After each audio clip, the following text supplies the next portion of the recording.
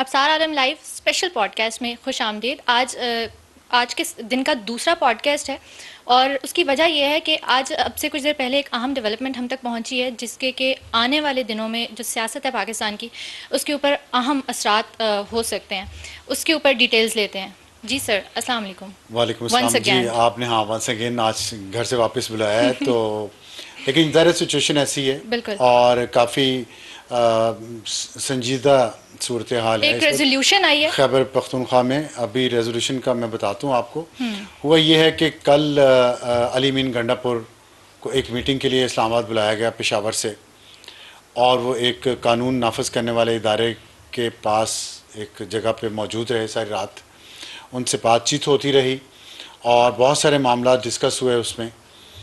सुबह उनको वापस जाने दिया गया या वो चले गए वापस, पेशावर वापस गए हैं। तो सारा दिन उन्होंने ज़्यादा लोगों से मुलाकात नहीं की, लेकिन शाम को उनके घर पे जो चीफ़ मिनिस्टर हाउस है वहाँ पे जो खैबर पख्तूनख्वा की सूबाई असम्बली के पीटीआई के मेंबरान हैं, पार्लिमानी पार्टी जिसे कहते हैं, उस पार्लियामेंट्री पार्टी की मीटिंग हुई उनके घर पे। अच्छा। और उस मीटिंग में काफ़ी सख्त बातें की गई, सख्त तकरीरें की गई। और उसमें जो हैं आपके अली अलीमीन मीन गंडापुर। गंडापुर साहब, उन्होंने बताया कि मैं एक मीटिंग के लिए इस्लामाबाद था और कोई ख़तरे की बात नहीं है। तो उनसे पूछा गया कि आपका फ़ोन क्यों नहीं मिल रहा था, तो उन्होंने कहा जैमर्स लगे हुए थे। तो लेकिन हम सब कोई ऐसी कोई गैर सिचुएशन नहीं मामूली है। सिचुएशन नहीं थी। अच्छा। तो लेकिन उसके साथ उन्होंने अरकान असम्बली से गुफ्तगू में ये भी कहा कि मैंने 8 सितंबर के जलसे में जो कुछ कहा, ख़वातीन के बारे में, ख़वातीन सहाफ़ियों के बारे में, ख़वातीन सियासतदान के बारे में, इस्टेब्लिशमेंट के बारे में, फ़ौज के बारे में, उन्होंने कहा मैं उस पर माफ़ी नहीं मांगूंगा। मैंने जो कहा वो उसके मैं साथ खड़ा हूँ। ये उन्होंने अच्छा। अपनी पार्लियामेंट्री पार्टी को ये कहा। अच्छा। तो और उन्होंने कहा मैं उससे पीछे नहीं हटूंगा। और फिर आज खान साहब का बयान भी आया है जेल से कि मैं अली अली मीन अमीन के गंडापुर के साथ साथ खड़ा खड़ा हूँ हूँ। और जो माफ़ी मांग रहे हैं इस बात पे वो बुज़दिल हैं, वो पार्टी छोड़ दें। तो जिसका वाज़े इशारा जो था वो बैरिस्टर गौहर की तरफ था जो अब चेयरमैन है पार्टी के, और उमर अयूब खान जो लीडर ऑफ द अपोजिशन है। लेकिन बैरिस्टर गौहर ने इस बात के बारे में कहा है कि उन्होंने माफ़ी सहाफ़ियों से जी मांगी थी। जी, लेकिन खान साहब ने तो सबको कह दिया ना। तो सहाफ़ियों से मांगी थी, सियासतदानों से नहीं मांगी। या फ़ौज के बारे में जो बातें की उस पर वो पीछे नहीं हट रहे। तो ज़ाहिर है ये क्राइसिस की सिचुएशन तो है। अच्छा। तो उन्होंने कहा कि वज़ीर आला ने ये बताया। फिर उन्होंने कहा कि अरकान असम्बली ने जो वहाँ उस मीटिंग में मौजूद थे, उन्होंने वज़ीर आला को ये यकीन दिलाया कि आपने जलसे में जो मौक़िफ़ अपनाया है हम आपके साथ हैं उसमें।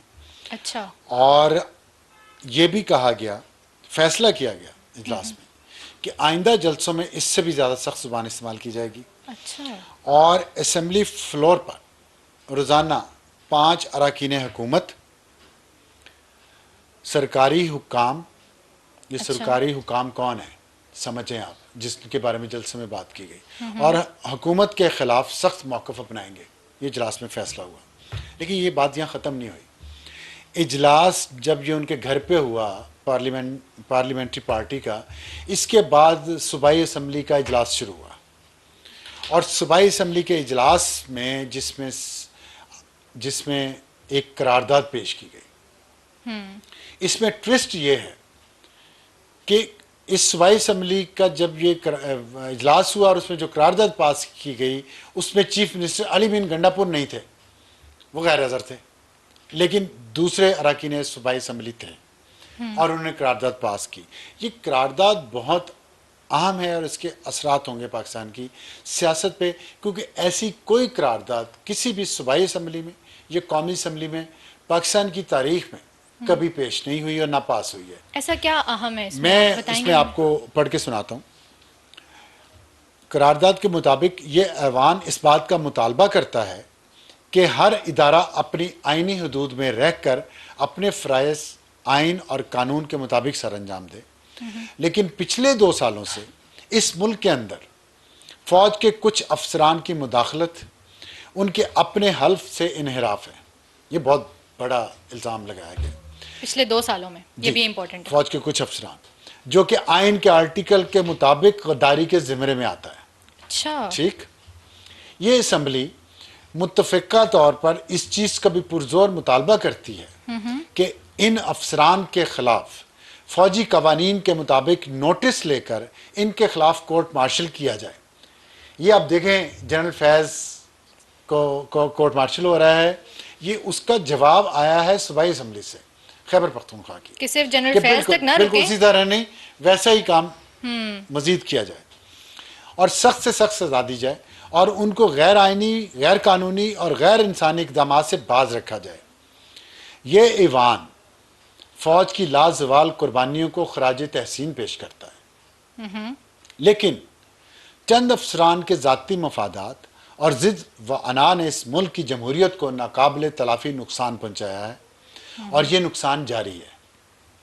ये ऐवान पुरजोर मुतालबा करता है कि फ़ौज के चंद अफसरान जो सियासत में मुलव्वस हैं, सियासत से दूर रहें और उनके खिलाफ सख्त से सख्त कार्रवाई की जाए और सियासत को फ़ौज की मुदाखलत से पाक किया जाए ताकि हमारा मुल्क तरक्की की राह पर गामजन हो जाए।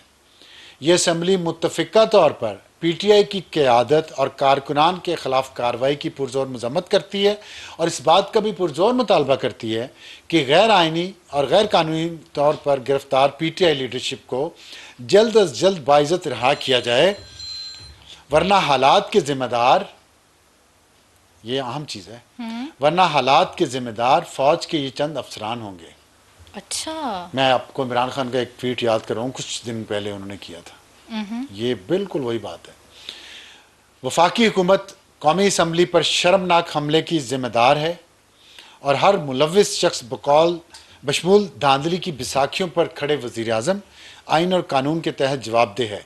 ये ईवान इमरान खान बानी PTI की अजीम जद्दोजहद को खराज तहसीन पेश करता है और उनकी फौरी रिहाई का मुतालबा करता है। आपने देखा ये करारदाद मीडिया पे बहुत ज़्यादा डिस्कस नहीं हो रही, अभी शाम को आई है। बड़ी दलेराना बातें कही गई हैं, लेकिन दलेराना तो हैं या नहीं है, या बेवकूफ़ाना है, ये तो वक्त बताएगा। क्योंकि लेकिन अच्छा होता कि अपने दौर में ये चीज़ याद आ जाती कि ये बात सही है अपने दौर के अलावा, लेकिन आप देखें कितनी तेज़ी से मामला बदल नहीं रहे, मैं समझता हूँ बिगड़ रहे हैं, संगीन होते जा रहे हैं। 8 सितंबर को जलसा हुआ रात को, उसमें सख्त तकरीरें की गई, उसमें बहुत गंदी ज़ुबान इस्तेमाल की गई, घटिया अल्फाज इस्तेमाल किए गए। 9 सितंबर को गिरफ्तारियां हुई रात को और 10 सितंबर को कल यानी कि आज 9 सितंबर की रात को ही अली मीन गंडापुर को इस्लामाबाद बुलाया गया। वो सारी रात यहाँ रहे और 10 सितंबर की सुबह वो वापस गए हैं। 10 सितंबर की शाम को पार्लिमानी पार्टी का इजलास हुआ है और 10 सितंबर की शाम को, रात को समझ लें आप, कि खैबर पख्तूनख्वा की सूबाई असम्बली से करारदाद आ गई है इतनी सख्त। 11 सितंबर को क्या होगा, 12 सितंबर को क्या होगा, ये बहुत अहम है। और मेरा ये ख्याल, आपने कहा ये बहुत सिग्निफिकेंट है, व्हाट डू यू थिंक, कैसे सिग्निफिकेंट है? देखें, कल जो सिग्निफिकेंट इस तरह से है कि कल गंडापुर साहब जो यहाँ पे रहे हैं, उन्होंने जो बातचीत की है उसमें कुछ वो बातें करके गए हैं, कुछ वादे करके गए हैं। वो ना उन वादों से फिर सकते हैं, ना ही वो यू टर्न ले सकते हैं जो पार्टी का उन्होंने यू टर्न लिया, जो उन्होंने जलसे में बातें की हैं, जिसका इमरान खान की सपोर्ट भी आ गई है। इसलिए वो बहुत एक मुश्किल सूरत हाल में है। अब उसमें जो बातें अभी आई हैं, जो हमने अपने ज़राए से और हमारे पेशावर के ब्यूरो चीफ महमूद जान बाबर ने हमें इस सिलसिले में बहुत रहनुमाई की है। तो ये जो बात वहाँ हुई है पार्लियामेंट्री पार्टी में और सूबाई असम्बली की करारदाद में, पहले पाकिस्तान की तारीख में ऐसी करारदाद नहीं आई। कल को कोई और भी सख्त करारदाद आ सकती है, कोई और करारदाद, किसी भी किस्म की करारदाद आ सकती है कल को, अगर ये हालात इसी तरह चलते रहे। तो मेरा ख्याल है कि फिर शायद वफाकी हुकूमत इस बात पर गौर करे कि खैबर पख्तूनख्वा में गवर्नर राज नाफिज कर दिया जाए। अब गवर्नर राज नाफिज करने के आइन में 2-3 शिकें हैं। वो आप अगर बाद में बताएं, पहले ये बताते हैं कि कितने मेंबर्स ने ये पास किए, क्योंकि जितने मेंबर्स ज़्यादा अगर होंगे तो जाहिर है उसकी सिग्निफिकेंस अलग तरह की होगी। देखें, अगर कम मेंबर्स होंगे या नहीं, इट डजंट मैटर। नहीं, इट डजंट मैटर। अच्छा, हुकूमत उनकी है, मेजॉरिटी उनकी है। अपोजिशन ने बाइकआउट किया इस इजलास का। आपने बड़ा अच्छा सवाल किया है। अपोजिशन ने बाइकआउट किया, उन्होंने इस करारदाद की सपोर्ट नहीं की। हुकूमती पार्टी के पास 2/3 मेजॉरिटी है खैबर पख्तूनख्वा असम्बली में, वो किसी भी किस्म की करारदाद पेश कर सकती है जो ख़तरनाक भी हो सकती है। अब ये सिचुएशन अगर ये बढ़ती जाए, इसी तरह ये संगीनी बढ़ती जाए, तो मेरा ख्याल है कि वफाकी हुकूमत इस पर गौर करेगी फिर कि क्या गवर्नर राज लगा देना चाहिए खैबर पख्तूनख्वा में। और उसका मैंने आपको बताया 2-3 शिकें हैं। ख़ास तौर पे आइन की आर्टिकल 232 और 234 बहुत अहम है, जिसके तहत सदर गवर्नर के कहने पे या अगर बैरूनी ख़तरात हों, कोई बैरूनी जारियत हो या अंदरूनी तौर पे सूबे के अंदर कोई ऐसी सिचुएशन पैदा हो जाए या सूबे और वफाक के दरमियान ऐसी सिचुएशन पैदा हो जाए कि जैसा कि ये करारदाद जो भी आई है, इससे तनाव में इजाफा होगा। इस्टेब्लिशमेंट और पीटीआई के दरमियान जो तनाव चल रहा है उसमें आज में जितना इजाफा हुआ ये उसको मज़ीद आग लगाएगी। इसका भी रिएक्शन आएगा, जैसे 8 सितंबर के जलसे का में की गई तकरीरों का रिएक्शन 9 सितंबर को आया, ये 10 सितंबर की करारदाद का रिएक्शन भी आ सकता है। और उस पर अगर फिर खैबर पख्तूनख्वा से कोई और रिएक्शन देखिए, रद्द अमल हो रहा है, रद्द अमल हो रहा है, फिर अमल हो रहा है, फिर रद्द अमल हो रहा है, फिर अमल हो रहा है, फिर रद्द अमल हो रहा है। ये जो स्पायरलिंग अप है, जो ये सिचुएशन जो संगीन से संगीन होती जा रही है, ये इस खतरे की तरफ इशारा है कि कहीं गवर्नर राज ना लगाना पड़े। आपने कहा है कि विफाक गवर्नर राज लगाएगा अगर तनाव बढ़ता है विफाक और सूबे के दरमियान, तो ये करारदाद विफाक के साथ तो ताल्लुक नहीं है, इसका एस्टैब्लिशमेंट के साथ है। एस्टैब्लिशमेंट और विफाक, how are you connecting that? Establishment से मुराद फौज, उन्होंने फौज का नाम लिया। हाँ, तो फौज विफाक को कहेगी कि आप लगा दें गवर्नर राज और लग जाएगा। वफाकी हुकूमत के अंडर होती है। जब आप फौज के खिलाफ इस तरह खुल के आएंगे तो वफाकी हुकूमत की रिट को चैलेंज होगा ना। तो वफाकी हुकूमत अगर ये समझेगी कि चीज़ें ख़राब हो रही हैं, जो देखें आज कितनी तल्ख तकरीरें हुई हैं असम्बली में भी और सेनेट में भी, तो सिचुएशन मैं ये समझता हूँ इसको कूल डाउन करना चाहिए। ये बहुत ज़्यादा मैं समझता हूँ टेम्परेचर्स बहुत ज़्यादा बढ़ गए हैं। और अगर गवर्नर राज हुआ तो, और आपको पता है कि कल ही वफाकी हुकूमत ने, आज ही बल्कि शायद वज़ीर-ए-आज़म ने कहा है तमाम मेम्बरान असम्बली को अपनी जमात के कि वो इस्लामाबाद में मौजूद रहें। कल रात सदर पाकिस्तान आसिफ अली जरदारी ने भी शाया दिया, वज़ीर-ए-आज़म शहबाज शरीफ ने भी दिया। जॉइंट सेशन सेनेट और असम्बली के इजलास साथ साथ चल रहे हैं, क्योंकि अगर गवर्नर राज लगाया गया तो पार्लियामेंट के दोनों ईवानों के मुश्तरका इजलास से उसकी मंजूरी लेनी पड़ेगी और वो 2 माह के लिए होगी। वो मंजूरी उसकी तौसीक करनी पड़ेगी। ये खाली ये नहीं है कि ऑर्डर प्रेसिडेंट के चला जाएगा। वो ऑर्डर जो है गवर्नर और सस्पेंड करने का, सूबाई हुकूमत को और सूबाई असम्बली के इख्तियारात लेने का, वो पार्लियामेंट के दोनों ईवानों की तौसीक ज़रूरी है आइन के मुताबिक। आईनी तरमीम के लिए नहीं रोका जा रहा यहाँ पे एमएनएस को, आप कह रहे हैं कि ये गवर्नर राज दोनों हो सकती हैं। अच्छा, देखिए मैं तो आपको सिचुएशन बता रहा हूँ, मुझे इस वक्त नजर आ रही है, एनालिसिस कर रहा हूँ उसका। ये चीज़ कल बदल भी सकती है, अगर कूल डाउन हो जाएं चीज़ें तो शायद ये सिचुएशन ना रहे। लेकिन खान साहब ने कह दिया ना कि हम तो मुज़ाकरत करेंगे नहीं, इस्टेब्लिशमेंट से भी नहीं करेंगे, उन्होंने हमें धोखा दिया है, ये भी कहा है।